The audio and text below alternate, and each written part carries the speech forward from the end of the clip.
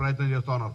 Yes, మా election promise ఉంది, కానీ మీరు చేసిన ఆర్థిక సంక్షోభం, ఆర్థిక విధ్వంసం వల్ల ఆ పథకాన్ని అమలు చేయలేకపోతుండొచ్చు. తప్పకుండా నా తెలంగాణ రాష్ట్ర ఆటో కార్మికులందరికీ విజ్ఞప్తి చేస్తాను, అది తప్పకుండా అమలు చేస్తాం.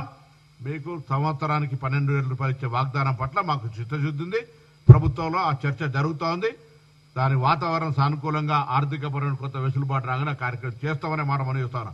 కానీ మీరు అసలు ఉన్నది ఉంచుకున్నది లేనట్టుగా మొత్తంగా ఆటోలకు సంబంధించినటువంటి కొత్త లైసెన్స్ ఇయ్యక, పర్మిట్ ఇయ్యక, కొత్త ఉపాధి అవకాశం ఇవ్వకపోతే 2012లో బొత్స సత్యనారాయణ గారు ఇచ్చిన తర్వాత ఇయ్యాలటి వరకు మళ్ళీ ప్రభుత్వం మేము ఇవాళ ఇక్కడ నిరుద్యోగ యువత ఆటో ఉపాధి మీద ఆధారపడి బతికేటోళ్ళ కోసం కొత్త ఆటోలు ఇచ్చినాం, రండి చూపిస్తాం. అదే కొత్త ఆటోలతోటి ఎన్నడో నాడు మీ నాయకత్వం మీ కార్యాలయం ముందర ర్యాలీ తీసుకొచ్చి మేము కూడా ప్రవేశపెట్టి చూపెడతాం ఆటోలకు సంబంధించి ఏ విధంగా వ్యవహారం జరుగుతూ ఉందో. ఇలా హైదరాబాద్ సంబంధించిన మాట్లాడుతూ ఉన్నారు. Hyderabad brand image, core urban development కు సంబంధించి రాష్ట్ర వ్యాప్తంగా అన్ని రకాలుగా అభివృద్ధి జరగాలని గౌరవ ముఖ్యమంత్రి గారు మున్సిపల్ శాఖ మంత్రులుగా అనేక రకాల అభిప్రాయాలను తీసుకొని హైదరాబాద్ ఇన్నర్ రింగ్ రోడ్ గాని అన్ని రకాల అభివృద్ధి కార్యక్రమాలు కొనసాగిస్తా ఉన్నాం. జిహెచ్ఎంసీ కావచ్చు, మెట్రో వాటర్ వర్క్స్ కావచ్చు, హెచ్ఎండిఏ కావచ్చు, అన్ని రకాల అభివృద్ధి సమీక్షించుకుంటా ఉన్నాం. నేను అడుగుతా ఉన్నా, ఇలా టీఆర్ఎస్ పార్టీ నాయకత్వాన్ని పెరుగుతున్న హైదరాబాద్ అవసరాలకు అనుగుణంగా గతంలో మేము Krishna phase 1, phase 2, phase 3, Godavari, Manjira, దాని తర్వాత హిమాయత్ సాగర్ లాంటి నీళ్లను మేము తీసుకొచ్చినమే ప్రజలకు. మీరు ఎన్నడైనా ఒక చుక్క ఎమ్మెల్డీ వాటర్ తీసుకురావడానికి హైదరాబాద్ కు 10 సంవత్సరాలుగా మీ ప్రభుత్వం ఎన్నడైనా ప్రయత్నం చేసిందా అని అడుగుతా ఉన్నా. పెరుగుతున్న హైదరాబాద్ నీటి అవసరాలను తీర్చడానికి సంబంధించి గత ప్రభుత్వంగా మీరు 10 సంవత్సరాలుగా ఎన్నడైనా ఒక నీళ్ల చుక్క రేవడానికి మీరు ఎన్నడైనా ప్రణాళిక సిద్ధం చేసిరని అడుగుతా ఉన్నాం. ఇలా ఒక మాట, ప్రయత్నం ఇంటర్నల్ గా హైదరాబాద్ బ్రాండ్ ఇమేజ్ తో పాటుగా ప్రజల సౌకర్యాలను కలిగియడానికి ఇక్కడ ఉండబడేటువంటి అన్ని రకాల వ్యవస్థల, రియల్ ఎస్టేట్ కావచ్చు, టూరిజం కావచ్చు, మెడికల్ అండ్ హెల్త్ కావచ్చు, ఎడ్యుకేషన్ కావచ్చు, ఇన్ఫ్రాస్ట్రక్చర్ కావచ్చు, ఇలా డెఫినెట్లీ హైదరాబాద్ సంబంధించిన విషయంలో అన్ని రంగాల్లో మేము ప్లానింగ్ చేసుకొని పోతా ఉన్నాం. గతంలో చేపట్టినటువంటి అనేకమైనటువంటి పెద్ద పెద్ద భారీ పరిశ్రమలు కావచ్చు, ఔటర్ రింగ్ రోడ్లు కావచ్చు, ఎయిర్పోర్ట్లు కావచ్చు, లేదా గతంలో నిజాం కాలంలో నిర్మించినటువంటి ఆనాటి చారిత్రాత్మకాలు తప్ప ఆర్భాటాలకు కట్టేటువంటి సెక్రటరేట్ తప్ప, ప్రజాభవన్లు ప్రజలకు సంబంధించి తప్ప మీరు ఏమి నిర్మాణాత్మకంగా పేదలకు ఉపయోగపడే పనిచేశారని అడుగుతా ఉన్నాం. అందుకే ఇలా ప్రజలు ఆలోచన చేయాల్సిన అవసరం ఉంది. అభివృద్ధి కావాలనుకుని కంటోన్మెంట్ ప్రజలు ఉప ఎన్నికల్లో ఏ విధంగా అయితే కాంగ్రెస్ గెలిపించినారో అదే పద్ధతిలో జూబ్లీహిల్స్ లో కూడా ఉప ఎన్నికల కాంగ్రెస్ గెలిపించి ప్రజాప్రభుత్వం చేస్తున్న కార్యక్రమాలను ఇంకా భవిష్యత్తులో క్షేత్రస్థాయికి తీసుకుపోయే విధంగా ఆశీర్వచనం చేయమని చెప్పి కోరుతా ఉన్నాం.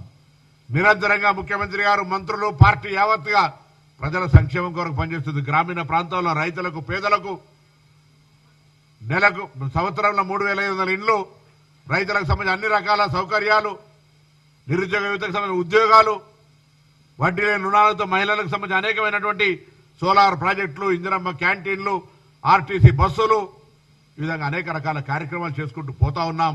ఈ సందర్భంలో బట్ట కాల్చి మీద వారేసి డైవర్షన్ పాలిటిక్స్ కి పరిమితం అయిపోయి ఓటు చోరీ, సానుభూతి, ఆటోలు, రకరకాల క్యాండిడేట్ పైన విమర్శలు, బర్దాష్కి బాహర్ అనే ఒక బ్యాక్వర్డ్ క్లాస్ అభ్యర్థి మీద ఈ విధంగా ఆరోపణలు చేసేటువంటి ఒక ప్రయత్నం చేస్తా ఉన్నారు. అందుకే డెఫినెట్లీగా మా ప్రభుత్వం తరఫున ఇంకా హైదరాబాద్ సంబంధించినటువంటి అన్ని కార్యక్రమాల్లో ఎక్కడ కూడా ఇబ్బంది రాకుండా చేసేటువంటి బాధ్యత ఈ ప్రభుత్వంది. అటు సినిమా ఇండస్ట్రీకి బేస్ అయిన జూబ్లీహిల్స్ కావచ్చు, లేదా హైదరాబాద్ సిటీ కావచ్చు, సినీ ఇండస్ట్రీకి సంబంధించి, ఫార్మాసిటికల్ సంబంధించి, ఆటోమొబైల్ రంగానికి సంబంధించి, ఐటీ రంగానికి సంబంధించి ఇంక్లూజివ్ గ్రోత్ అన్ని రకాల అంశాలను మా ప్రభుత్వం పరిగణనలో తీసుకొని ముందుకు పోతా ఉంది. ఒక్కటే ఏదో అంశానికి పరిమితం అయిపోయి కాదు, అసలు అన్నిటికంటే ఎక్కువ మమ్మల్ని ప్రశ్నిస్తున్న మీరు ఇవాళ కాంగ్రెస్ పార్టీకి సంబంధించినటువంటి కొన్ని ప్రశ్నలను అడిగే సందర్భంలో మీరు ఈరోజు టీఆర్ఎస్ పార్టీ మాజీ ఎంపీ, టీఆర్ఎస్ పార్టీ బహిష్కృత నేత, కవిత గారు అడుగుతున్నటువంటి ప్రశ్నలకు జవాబు చెప్పిన తర్వాతనే జూబ్లీహిల్స్ ఓటు అడగేటువంటి హక్కును తీసుకోమని కోరుతా ఉన్నా. మీ పార్టీ నాయకులు చెప్తుంది మీ పార్టీ మొత్తంగా అవినీతి మయమైపోయిందని చెప్తా ఉన్నటువంటి పరిస్థితి. జవాబు చెప్పే ప్రయత్నం చేయండి. సంబంధం లేని అంశాలను తీసుకొచ్చి బై ఎలక్షన్ లో 10 సంవత్సరాల మీ అధికార పార్టీ 2 సంవత్సరాల మా అధికార పార్టీ ఏం చేసిందో చర్చకు అవకాశం లేకుండా డైవర్షన్ పాలిటిక్స్ చేస్తూ ఈరోజు ప్రజలను మభ్యపెట్టే ప్రయత్నం చేస్తున్నారు. కానీ ప్రజలు చైతన్యవంతులు. జూబ్లీహిల్స్ ప్రజలు కంటోన్మెంట్ ప్రజలను ఉదాహరణ తీసుకొని అక్కడ కాంగ్రెస్ ను గెలిపించబోతున్నారనే మాట కూడా ఈ సందర్భంగా మనం చేస్తా ఉన్నాం. ప్రజలకు విశ్వాసం కలిగిస్తా ఉన్నాం. 3 మంత్రులు 3 నెలలుగా ఆ నియోజకవర్గంలో ఉన్న అనేక సమస్యలు పరిష్కరించడం, భవిష్యత్తులో కూడా విశ్వాసం ఇస్తా ఉన్నాం. అక్కడ ప్రతి గల్లీ అక్కడ సమస్యలు పూర్తిగా నిర్మూలించే బాధ్యత మాది, ప్రభుత్వంది, మొత్తం క్యాబినెట్ది. ఆ యువకుడు శాసనసభ్యుడు గెలిపిండి ఆయన వెంట ఉండి అన్ని రకాల సమస్యలు పరిష్కరిస్తామనేటువంటి మాట కూడా ఈ సందర్భంగా మనం చేస్తా ఉన్నాం.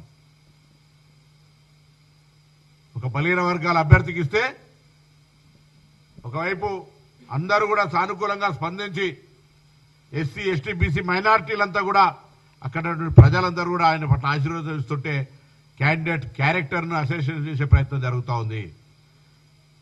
సో ఇవన్నీ దృష్టిలో పెట్టుకొని నేను మరొక్కసారి ప్రజలను కోరుతా ఉన్నాం.